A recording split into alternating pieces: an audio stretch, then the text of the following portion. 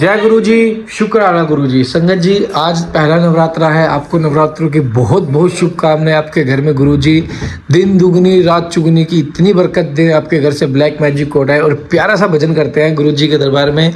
हो एक नाम गुरु कोड़ो मंगले, हाँ एक नाम गुरु कोड़ो मंगले के सारे सुख मिल जाणगे। हो एक नाम गुरु कोड़ो मंगले, हाँ एक नाम गुरु कोड़ो मंगले के सारे सुख मिल जाणगे। हो मेरे सतगुरु साईं दा दरबार बड़ा सोना है। ओ मेरे सतगुरु साईं दा दरबार बड़ा सोना है। शुक्राना तेरा शुक्राना शुक्राना तेरा शुक्राना शुक्राना तेरा शुक्राना शुक्राना तेरा शुक्राना। बहुत प्यारी शुरुआत हुई आज के भजन पाठ की। तो संगत जी आप भी बहुत बहुत तरक्की करें। आपके घर में गुरु जी खूब ब्लेसिंग्स दे, खूब आपको गुरु जी दिन दुगनी रात चुगनी की तरक्की करें। हर ब्लैक मैजिक हर बाधा को दूर करें। जय गुरु जी। शुक्राना गुरु जी। आइए पाठ को शुरू करते हैं। गुरु मंत्र जाप के साथ ओम नमः शिवाय। शिव जी सदा सहाय। ओम नमः शिवाय। गुरु जी सदा सहाय। जय गुरु जी। जय गुरु जी। व्रत, संपूर्ण दान, तपस्या और नियम, इन सब साधनों को पूर्व काल में सत्पुरुषों ने भाव शुद्धि तथा अनुराग की उत्पत्ति के लिए ही बताया था। इसमें संशय नहीं है कि मैं भगवान विष्णु, रुद्रदेव तथा दूसरे दूसरे देवता एवं असुर राज भी उग्र तपस्याओं के द्वारा उनके दर्शन की इच्छा रखते हैं। धर्म भ्रष्ट, मूढ़, दुष्ट और घृणित आचार विचार वाले लोगों को उनका दर्शन होना असंभव है। भक्तजन भीतर और बाहर भी उन्हीं का पूजन एवं ध्यान करते हैं। यह रूप तीन प्रकार का है, स्थूल, सूक्ष्म और इन दोनों से परे। हम सब देवता आदि जिस रूप को प्रत्यक्ष देखते हैं वह स्थूल है। सूक्ष्म रूप का दर्शन केवल योगी को होता है और उससे भी परे जो नित्य ज्ञान स्वरूप है, आनंदमय तथा अविनाशी भगवत स्वरूप है, वह उसमें निष्ठा रखने वाले भजन परायण भक्तों की ही दृष्टि में आता है। भगवत व्रत का आश्रय लेने वाले भगत ही उसको देख पाते हैं। इस विषय में अधिक कहने से क्या लाभ। गुह से भी गुहतर एवं उत्कृष्ट साधन है भगवान शिव के प्रति भक्ति। जो उस भक्ति से युक्त है वह संसार बंधन से मुक्त हो जाता है, इसमें संदेह नहीं है। वह भक्ति भगवान शिव की कृपा से ही उपलब्ध होती है और उनकी कृपा से ही भक्ति से ही संभव होती है। इस प्रकार ये दोनों एक दूसरे के आश्रित हैं। ठीक वैसे ही जैसे अंकुर से बीज और बीज से अंकुर होता है, जीव को भागवत कृपा से ही सर्वत्र सिद्धियां मिलती हैं। भगवत संपूर्ण साधनों से अंत में भगवान की कृपा ही साध्य है। अंतःकरण की शुद्धि या प्रसाद का साधन है धर्म, और इस धर्म के स्वरूप का प्रतिपादन वेद ने किया है। वेदों के अभ्यास से पहले के पुण्य और पापों में समता आती है। उस समता से प्रसाद, प्रसन्नता या अंतः शुद्धि का संपर्क प्राप्त होता है और उससे धर्म की वृद्धि होती है। धर्म की वृद्धि से पशु के पापों का क्षय होता है। इस तरह जिसके पाप क्षीण हो गए हैं उस जीव को अनेक जन्मों के अभ्यास से क्रमशः उमा महेश्वर के तत्व का ज्ञान प्राप्त होकर उसके हृदय में उनके प्रति भक्ति का उदय होता है। उस भक्ति भाव के अनुरूप ही महेश्वर की कृपा प्रसाद का उद्रेक होता है। उस प्रसाद से कर्मों का त्याग होता है। कर्मों के त्याग का अभिप्राय उनके फलों के त्याग से है, कर्मों के स्वरूपता त्याग से नहीं। अतः यह सिद्ध हुआ कि कर्म फलों के त्याग से शिव धर्म में मंगलमयी प्रवृत्ति होती है। इसलिए शिव का कृपा प्रसाद प्राप्त करने के उद्देश्य से तुम सब लोग अपने स्त्री, पुत्र और अग्नियों के साथ वाणी और मन के दोषों से रहित होकर एकमात्र भगवान शिव का ही ध्यान करते रहो। उन्हीं में निष्ठा रखकर उनके भजन में तत्पर हो जाओ। उन्हीं में मन लगाकर उनके आश्रित होकर रहो। सब कार्य करते हुए मन से उन्हीं का चिंतन किया करो। 1 सहस्त्र दिव्य वर्षों के लिए दीर्घकालिक यज्ञ का आरंभ करके उसे पूर्ण करो। यज्ञ के अंत में मंत्र द्वारा आह्वान करने पर साक्षात वायु देवता वहां पधारेंगे। फिर वे ही तुम सब लोगों के कल्याण का साधन एवं उपाय बताएंगे। तत्पश्चात तुम सब लोग परम सुंदर पुण्यमयी वाराणसी पुरी को जाना, जहाँ पिनाक पानी श्रीमान भगवान विश्वनाथ भक्त जनों पर अनुग्रह करने के लिए देवी पार्वती के साथ में सदा विहार करते हैं। तुम वहाँ तुम्हें बड़ा भारी आश्चर्य दिखाई देगा। उस आश्चर्य को देखकर तुम फिर मेरे पास आना, तब मैं तुम्हें मोक्ष का उपाय बताऊंगा। उस उपाय से एक ही जन्म में मुक्ति तुम्हारे हाथ में आ जाएगी और अनेक जन्मों के संसार बंधन से छुटकारा दिलाने वाली होगी। यह मैंने मनोमय चक्र का निर्माण किया है। इस चक्र को मैं यहाँ से छोड़ता हूँ, जहाँ जाकर इसकी नेमी विशीर्ण हो जाए, टूट फूट जाए वही तपस्या के लिए शुभ देश है। ऐसा कहकर पितामह ब्रह्मा ने उसे सूर्य तुल्य तेजस्वी मनोमय चक्कर की ओर देखा और महादेव जी को प्रणाम करके उसे छोड़ दिया। वे सब ब्राह्मण उन्हें लोकनाथ ब्रह्मा जी को प्रणाम करके उस स्थान के लिए चल दिए जहां उस चक्कर की नेमी जीर्ण शीर्ण होने वाली थी। ब्रह्मा जी का फेंका हुआ वह सुंदर चक्कर मनोहर शिलाखंडों से युक्त और निर्मल एवं स्वादिष्ट जल से पूर्ण किसी वन में गिरा। उस चक्कर की नेमी के शीर्ण होने से वह मुनि पूजित वन नैमिष नाम से विख्यात हुआ। अनेक यक्ष गंधर्व और विद्याधर यहाँ आकर रहने लगे। पूर्व काल में जगत की सृष्टि की इच्छा रखने वाले विश्व श्रेष्ठा एवं ग्रहपत्य अग्नि के उपासक ब्रह्म यज्ञ प्रजापतियों ने वही दिव्य यज्ञ का आरंभ किया था। वही शब्द शास्त्र, अर्थशास्त्र तथा न्याय शास्त्र के ज्ञाता विद्वान महर्षियों ने शक्ति ज्ञान और क्रिया योग के द्वारा शास्त्रीय विधि का अनुष्ठान किया था। उस स्थान पर वेद वेता विद्वान सदा वाद और जल्प के बल से युक्त वचनों द्वारा अतिवाद करने वाले वेद बही बहिष्कृत नास्तिकों को पराहत या परिजात करते थे। तभी से नैमिषारण्य राय ऋषियों की तपस्या के योग स्थान बन गया। सप्टिक मणिमय पर्वत की शिलाओं से झरते हुए अमृत के समान मधुर एवं स्वच्छ जल के कारण वह वन बड़ा रमणीय प्रतीत होता है। वहां पर आए अत्यंत रसीले फल देखने देने वाले वृक्ष हैं और वन में हिंसक जीव जंतुओं का अभाव है। नैमिष राय में दीर्घ सन के अंत में मुनियों के पास वायु देवता का आगमन, उनका सत्कार तथा ऋषियों के पूछने पर वायु के द्वारा पशुपास एवं पशुपति का तात्विक विवेचन। सूत जी कहते हैं कि मुनीश्वरों, उस समय उत्तम वेद का पालन करने वाले उन महाभाग महर्षियों ने उस देश में महादेव जी की आराधना करते हुए एक महान यज्ञ का आयोजन किया। वह यज्ञ जब आरंभ हुआ तब महर्षियों को सर्वथा आश्चर्यजनक जान पड़ा। तदंतर समय बीतने पर जब प्रचुर दक्षिणाओं से युक्त वह यज्ञ समाप्त हुआ तब ब्रह्मा जी की आज्ञा से वायुदेव स्वयं वहां पधारे।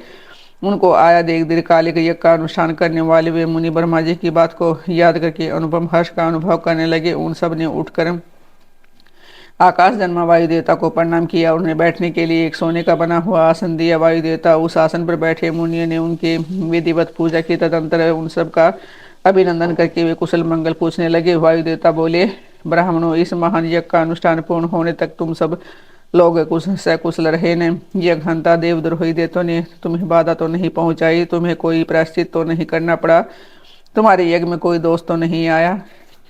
क्या तुम लोगों ने स्तोत्र और शास्त्र घरों द्वारा देवताओं का तथा पितृकर्मों द्वारा पितरों का भली भांति पूजन करके यज्ञ विधि का अनुष्ठान भली भांति संपन्न किया? इस महायज्ञ की समाप्ति हो जाने पर जब आप लोग क्या करना चाहते हो? मुनियों ने कहा कि प्रभु, हमारे कल्याण की वृद्धि के लिए जब आप स्वयं यहाँ आ गए तब अब हमारा सब प्रकार से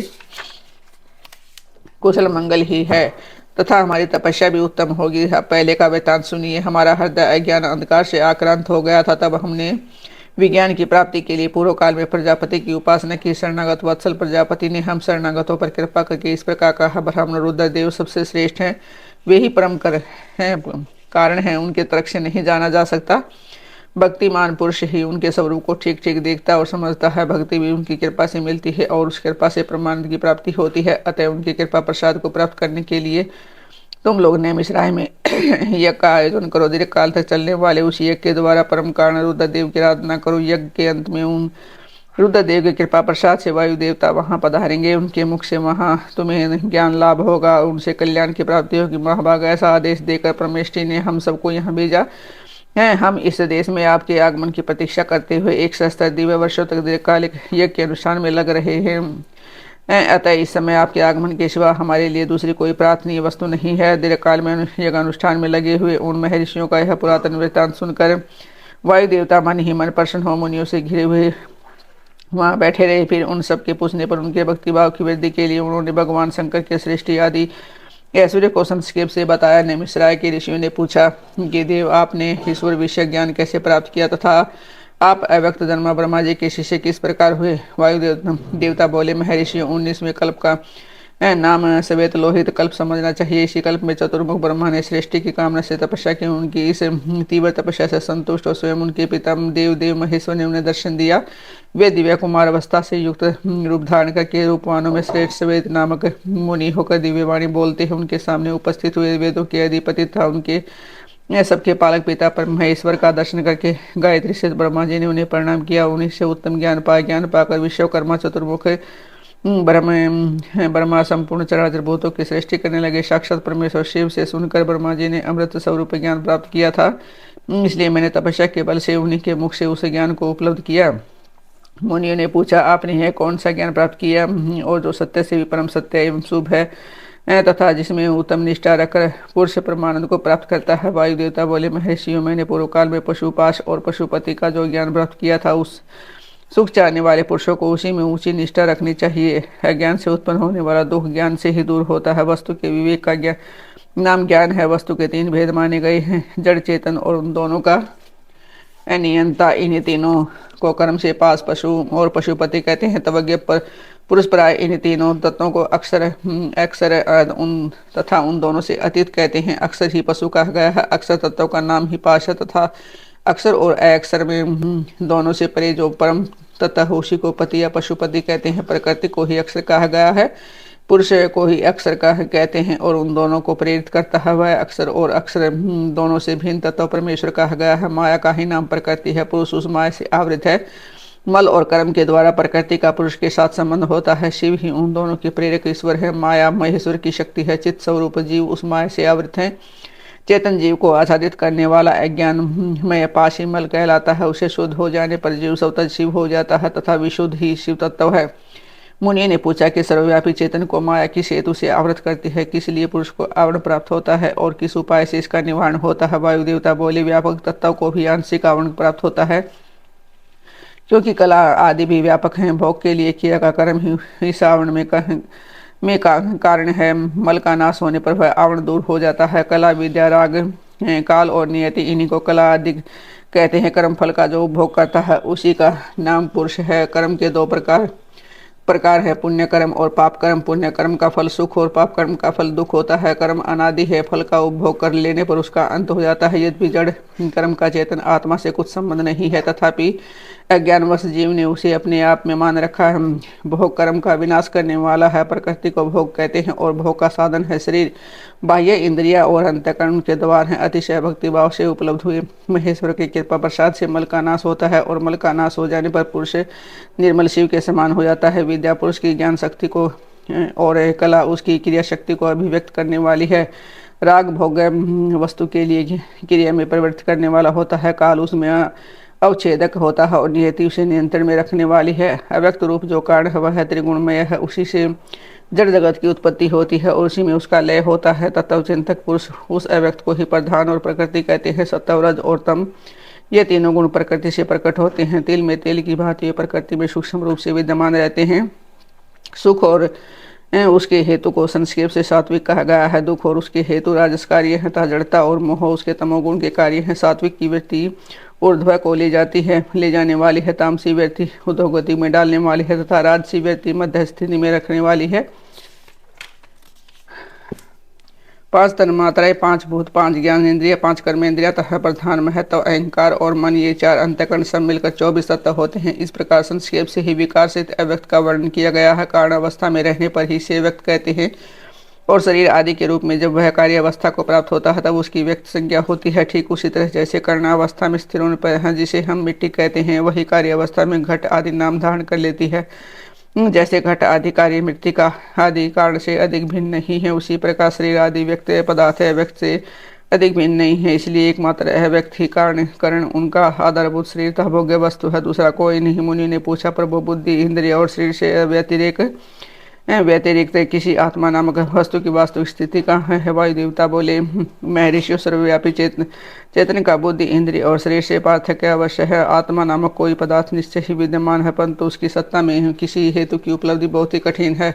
सत्पुरुष बुद्धि, इंद्रिय और शरीर को आत्मा नहीं मानते, क्योंकि स्मृति अनियत है तथा उसे संपूर्ण शरीर का एक साथ अनुभव नहीं होता। इसलिए वेदों और वेदांतों में आत्मा को पूर्वानुभूत विषयों का स्मरण करता संपूर्ण ये पदार्थों में व्यापकता अंतर्यामी कहा जाता है। यह न स्त्री, न पुरुष, न नपुंसक ही है, न ऊपर है, न अगल बगल में है, न नीचे है, न किसी स्थान विशेष में है। यह संपूर्ण जल शरीर में अविचल, निराकार एवं अविनाशी रूप से स्थित है। ज्ञानी पुरुष निरंतर विचार करने से उस आत्म तत्व का साक्षात्कार कर पाते हैं। पुरुष को का जो वह शरीर कहा गया है उससे बढ़कर अशुद्ध, पराधीन, दुखमय और अस्थिर दूसरी कोई वस्तु नहीं है। शरीर ही सभी विपत्तियों का मूल कारण है। इससे युक्त हुआ पुरुष अपने कर्म के अनुसार सुखी दुखी और मूढ़ होता है। जैसे पानी से सींचा हुआ खेत अंकुर उत्पन्न करता है, उसी प्रकार अज्ञान से अपावलित हुआ कर्म नूतन शरीर को जन्म देता है। ये शरीर अत्यंत दुखों के आलय माने जाते हैं। उनकी मृत्यु अनिवार्य होती है। भूतकाल में कितने ही शरीर नष्ट हो गए हैं और भविष्य काल में सहस्रों शरीर आने वाले हैं। ये सब आकर जब जीर्ण शीर्ण हो जाते हैं तब पुरुष उन्हें छोड़ देता है। कोई भी जीवात्मा किसी भी शरीर में अनंत काल तक रहने का अवसर नहीं पाता। यहाँ स्त्रियां पुरुषों और बंधुबांधवों से जो मिलन होता है वह पथिक को मार्ग में ही मिले हुए दूसरे पथिकों के समागम के ही समान है। जैसे महासागर में एक काष्ठ कहीं से दूसरा काष्ठ कहीं से बहता आता है। दोनों काष्ठ कहीं थोड़ी देर के लिए मिल जाएं और मिलकर कुछ फिर बिछड़ जाते हैं, उसी प्रकार प्राणियों का यह समागम भी संयोग वियोग से युक्त है। ब्रह्मा जी से लेकर स्थावर प्राणियों तक सभी जीव यह पशु कहे गए हैं। उन सभी पशुओं के लिए ही यह दृष्टांत या दर्शन शास्त्र कहा गया है। यह जीव पासों में बनता और सुख दुख भोगता है, इसलिए पशु कहलाता है। यह ईश्वर की लीला का साधन भूत है, ऐसा विज्ञानी महात्मा कहते हैं।